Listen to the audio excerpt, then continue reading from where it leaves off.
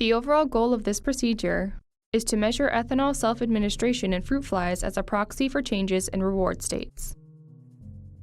This method can help answer key questions in neuroscience, such as how experience is encoded in the brain and leads to modification of behavior.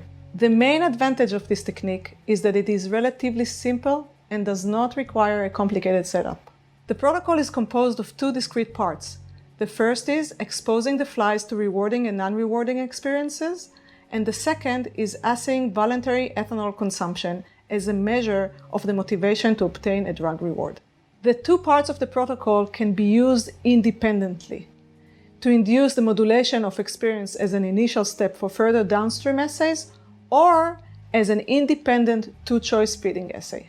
Demonstrating the procedure will be Shir, a master student, and Yulia Ryvkin, a graduate student, both from my lab.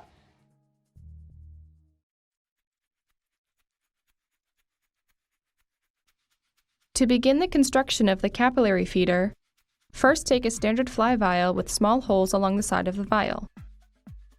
Use a razor blade to cut the plug of the vial in half crosswise. Mark 4 points onto the surface of the plug, creating a square shape to position the capillary holders. With an 18-gauge needle, make 4 holes through the plug at the position of the marks, and make the holes wider using a micropipette.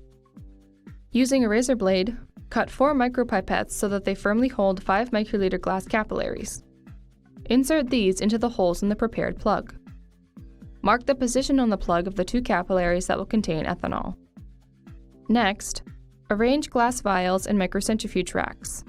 Melt fly food and then pour 2 milliliters into each of the vials.